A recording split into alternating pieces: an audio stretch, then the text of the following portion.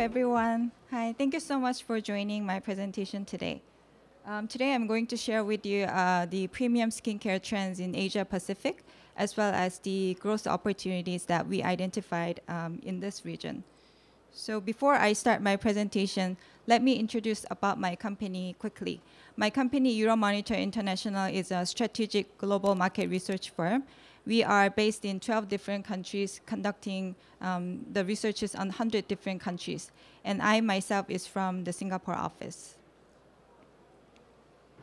And in Euromonitor, we research on a variety of consumer products, as well as the economic and consumer data. And my presentation today is based on the beauty and personal care research, as well as the lifestyle and population data.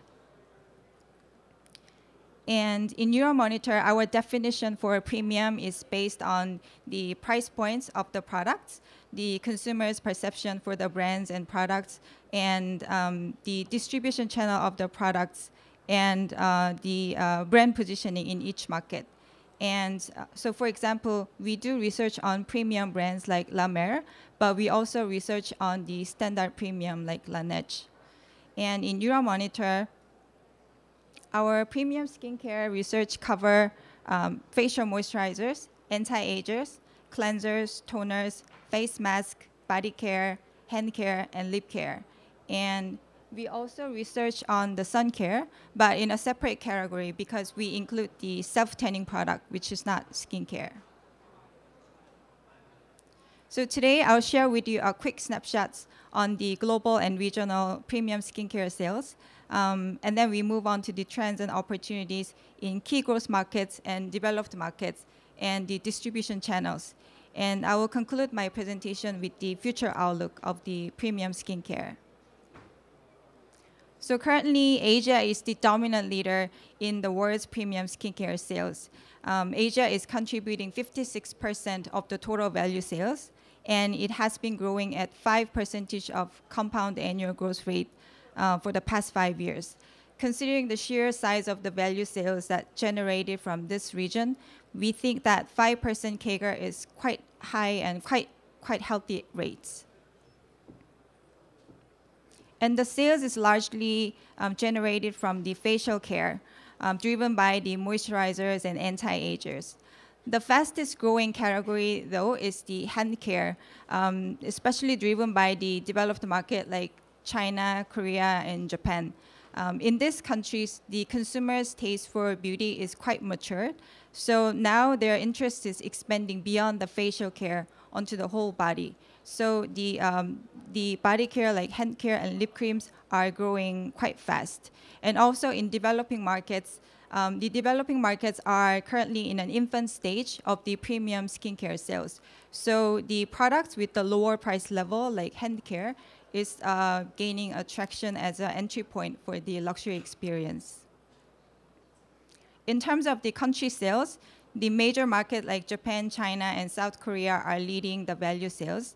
But in the meanwhile, the developing Asia like Vietnam, Indonesia, and India is growing very fast, between 15 and 25% of the CAGR for the past 5 years.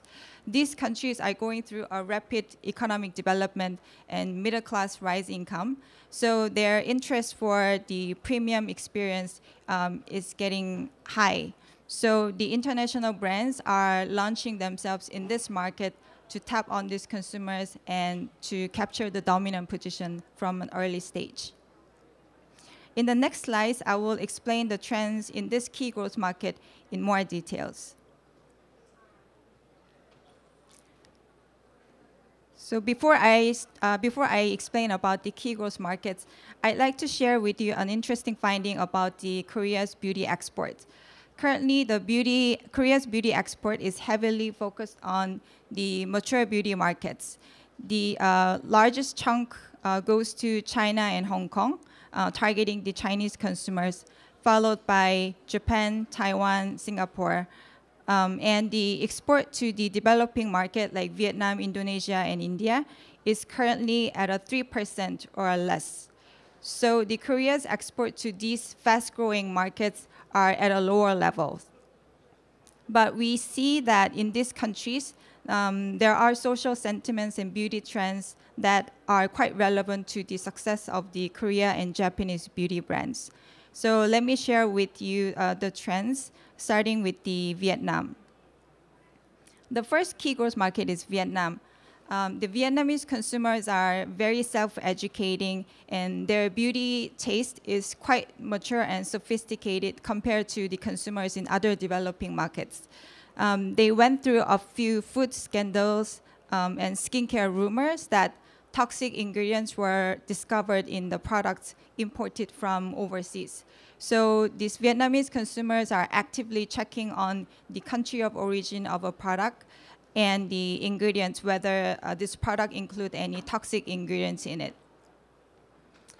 Secondly, the country is going through the rapid economic development, and it's booming with the business opportunities. So this is attracting the young talents from overseas, the young Vietnamese who are educated overseas, or the foreign talents who wants to take advantage of these business opportunities. So these talents with the experience in the developing markets and more exposure to these premium products are now coming to these mega cities like Ho Chi Minh and Hanoi. And thirdly, in these mega cities, like Ho Chi Minh and Hanoi, the cities are now going through a startup investment boom. And along with the startup venture, the social commerce is growing. So the consumers are more and more exposed to the Korean beauty through this booming internet culture. And their key beauty concern is the whitening. So they want to create the glowing, radiant skin like the Korean celebrities that they see online. So if you look at the top three product categories in the premium skincare sales, the whitening products in the form of moisturizer is the biggest seller, followed by anti-agers and cleansers. And this trend is also translated into the brand market share in Vietnam. Currently, the Korea and Japanese brands are taking almost half of the total market share in premium skincare sales. The leading brands like Shiseido, Laneige, Ohui, and Kanebo are performing quite strongly against the Western brands like Estee Lauder. The Vietnamese consumer find Korean and Asian brands more a better suit for themselves because of the ethnic similarity. They believe that these Asian brands can provide the skincare benefit that they look for. So they have the perception for the Korean and Japanese brands position in this market is quite strong. The next key growth market is India. India is currently going through an infant stage of the premium skincare. So if you look at the top three product categories in premium skincare, what's interesting here is that the cleanser is selling more than the anti-agers, largely because of the lower price point that the products offer. And this country, the consumers' attention to personal care and personal hygiene is increasing. And along with this increasing awareness, there is a niche growth of this Korean beauty, largely driven by the beauty bloggers. These beauty bloggers are very vocal about the time and efforts invested in the multiple steps of the Korean beauty skincare routine. So they encourage their audience to try out this Korean skincare routine to enhance their skin tone. What's interesting in India is that they have a strong trust for Ayurvedic practice. Ayurveda is the traditional Indian holistic approach to find the peace between mind and body. So they believe that the natural ingredients, the use of natural ingredients will restore their hormone system, and then it will eventually bring out the beauty from within. Currently, the Ayurvedic skincare brands are largely available in mass segment. So the 93% of the skincare sales in general is taken by mass brands, whereas the premium brands take 7% of it. But we also see the growing trend of the premium Ayurvedic brands. These Ayurvedic brands like Kama Ayurveda, Sundara Holistic, and Pratima has been gaining quite strong tractions in recent years, especially among the high-income Indian communities. These products are made of the natural ingredients like saffron, turmeric, ghee, amla. It's all natural ingredients that are believed to have the Ayurvedic natural healing effects. And in this context, we think that the Korean natural skincare brands have a relevant growth potential, especially those with the Oriental Herbal product line. The Oriental Herbal products and the benefit of it resonate with the Indians' belief for the natural healing. So we believe that for the brand owners, active promotion and consumer education on the Oriental Herbal products and the benefit of it will open up more opportunities to capture the Indian consumer segment. The third market is Indonesia. Indonesia is also still at an infant stage for premium skincare sales. So if you look at the top 3 product category in premium skincare, cleanser is the best seller, followed by anti-ager and moisturizers. It's the same reason for the India that the price point for the cleanser is quite affordable. It's more accessible to the consumers. So it's a good entry point for the consumer to enjoy the luxury experience. What's unique in Indonesia is that the country consists of different ethnic groups. The indigenous group like Javanese and the non-indigenous group like Chinese Indonesians are living together in this country. So their demand for halal is also varied. I'm sure the term halal is already familiar to all of us, but just as a quick recap, halal products are manufactured by strictly abiding by the traditional Islamic law and Islamic law requirements. So the product should not include certain ingredients like pig fat or pork byproducts or toxic chemicals. So with these requirements, when there is a halal certified products available in the market, they gain huge tractions. 2 great examples are the Wardah and Fair and Lovely. Wardah was launched in 2009 as a halal certified product, and Fair and Lovely was launched in 2011. It's not halal certified product, but they openly promote themselves that their manufacturings and ingredients are strictly following the halal requirements. So since their launch a few years ago, these 2 brands have has been growing at 68 and 58% of percentage of CAGR, which is extremely high. So when there is halal options available in the market, it usually gains quite quick tractions among consumers.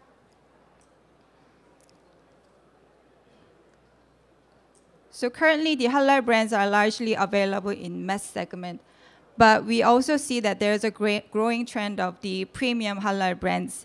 These 2 brands called Paul Panders and PHB Ethical Beauty is halal certified premium brands founded by non-Indonesian people who have a strong belief in natural ingredients.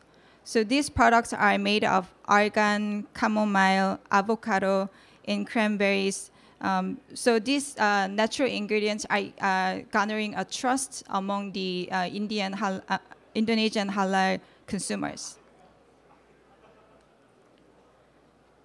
And meanwhile, we also observe that non-halal premium brands like Artistry and Seolhwasu are performing quite well, largely among the Chinese Indonesian consumers who don't require the halal. And even among the Muslim Indonesian consumers, they understand the lack of halal options in the market. So as long as the product does not use certain ingredients forbidden under the halal law, these consumers are willing to explore the non-halal brand as well. So currently, the halal certification is not a requirement for international brands in Indonesia. So for the brand owners, as long as their product does not include the forbidden ingredients in their products, they can actually cater to the non-Muslim and Muslim consumer group together. So now let's look at the trends and opportunity in developed markets. What you see on the screen is the population pyramid in Asia. And the first pyramid on the left is the population pyramid of developing countries like India, Philippines, Indonesia, and Vietnam. And these countries are still at a young stage. But the other developed market like Hong Kong, Taiwan, South Korea, Japan, and China, these countries are heading to the aging societies. And actually, these countries are the Korea's main beauty export markets currently. So as these countries are becoming an aging societies, we see that the anti-ager growth will accelerate for the next 5 years. It will be even faster than the past 5 years. And besides this aging society, another push for this premium anti-ager growth is consumers' changing perception for the anti-agers. Euromonitor conducted a beauty survey on why people are purchasing anti-agers. And the number one reason was to prevent the signs of aging. And the number 3 reason was to correct the sign of aging. And this result was same in Korea's beauty export market like Japan, China, Taiwan, and Thailand. So this tells us that the anti-ager is becoming more of early care as a prevention method rather than the aftercare. And this also means that the age group of the anti-ager users are now expanding to a younger generation to age 20s. The younger generation in these developing markets are highly educated with the skincare regimen because of the overflowing online information. So they are willing to explore the best possible treatment for themselves, regardless of the product positioning, including the anti-agers. So the brand owners are also responding to such trend by hiring young brand ambassadors at age 20 in their commercial. What you see on the left is the Shiseido's anti-ager advertisement. And the brand ambassador here is they call Aya Bambi. They are the choreographers for the musician Madonna. And these people are at age 23 and 24. So they are perceived as a very iconic figure in Japan. And on the right is the Lancome's anti-ager campaign with Emma Watson, who is also in age 20s. So since we look at what trends are driving the premium skincare sales, now let's look at where these premium sales are being generated. This chart shows the sales performance of each distribution channel in developing markets for the past 5 years. The distribution channel here include the department store, beauty specialist retailers, and other channels like drugstores and internet retailing. And for the past 5 years, the developing market like China, Vietnam, India, and Indonesia has witnessed quite dynamic changes in distribution channels. China is quite interesting compared to other countries that the department store and beauty retailers are actually declining. The main reason for this is because the internet retailing is growing very fast. The Chinese consumers are now confident to buy the premium products online because the online retailers are increasingly guaranteeing the product authenticity. So the consumers' concern for the fake premium goods is becoming less than before. And in the meantime, the other 3 markets like Vietnam, India, and Indonesia, the common thread here is that the department store is consistently growing. So in this market, the department store is perceived as premium shopping venues. And a lot of property investment in department store is also going on. So for the brand owners, having a department store counter in this market will help them position themselves as a premium brand. And what's interesting in Vietnam is that the beauty specialist retailer, like standalone boutiques, are growing even faster than the department stores. Like I explained earlier, the Vietnamese consumers' beauty taste is quite more matured than the consumers in other developing countries. So the brand owners are also catered to this trend by launching standalone boutiques to have a physical presence in there and to increase their brand awareness, also providing unique in-store experience.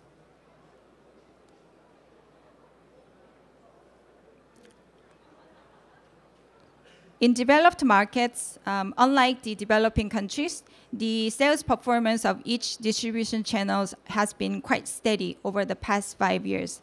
These markets are quite saturated with the store network already, and consumers' shopping behavior, like where to buy which products, are quite stabilized.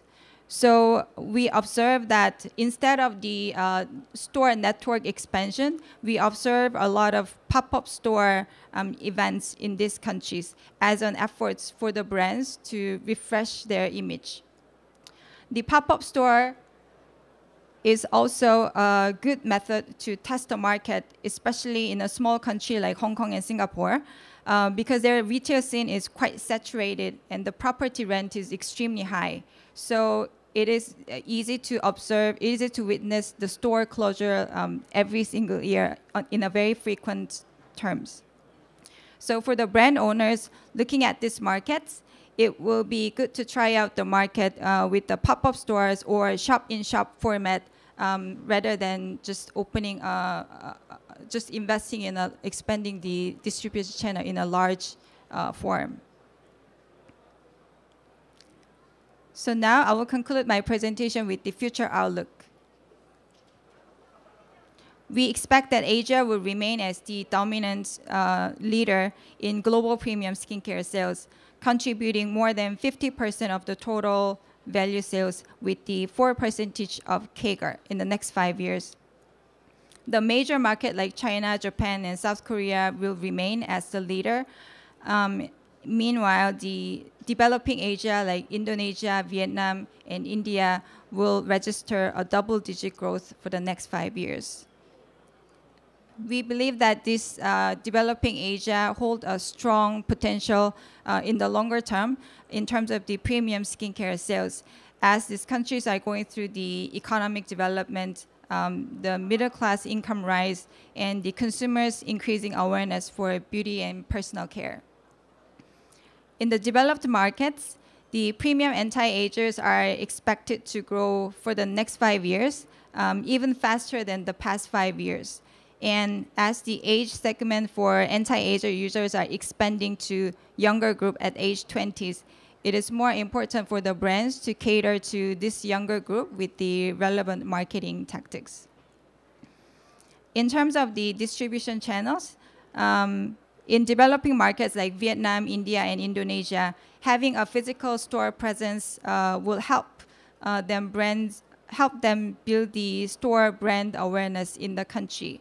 But in the meantime, in the developed markets, where the retail scene is quite saturated and the retail rent is extremely high, having a pop-up store or launching their brand in shop-in-shop format will help them to test the market. So this is the end of my presentation. Thank you so much for listening.